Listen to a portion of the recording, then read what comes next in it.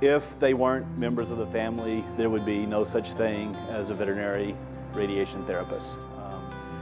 It's not for everyone. There are trials and tribulations along the way. Things don't always turn out the way you want them to. Our goal when we see a patient for the first time is not to try to steer them down a path, but to let them know all the options that are available and let them pick the one that fits them.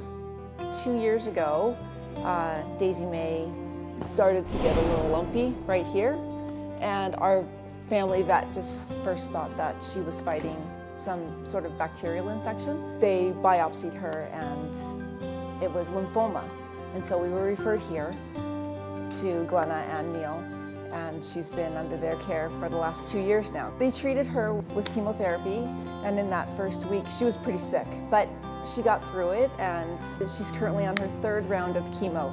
We have a program here that does both conventional radiation, so the multiple weeks of therapy over time, but also we've started doing something called stereotactic radiosurgery, which is a way where you very precisely target a tumor and treat it over just a few days.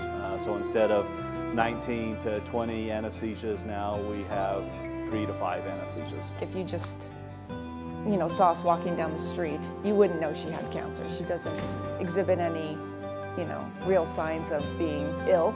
She's got a lot of energy, and she's a really super happy dog, and she's a good life, and so no one would know. There are patients where we expect a chance of cure, and that's kind of a reasonable expectation. There are other patients where we know the best we can do is palliation and perhaps make them more comfortable while not really achieving any kind of long-term control.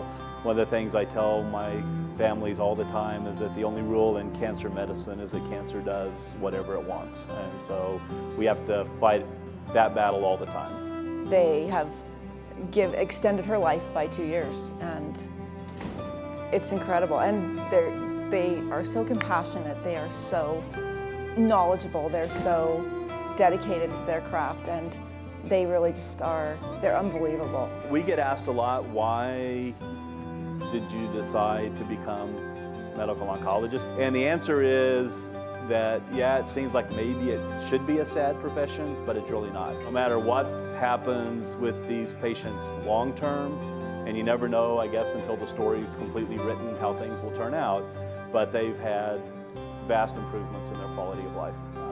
And we believe the only reason for treating dogs and cats for cancer is so they can continue to do dog and cat things, that they can continue to have the quality of life they had before they got sick.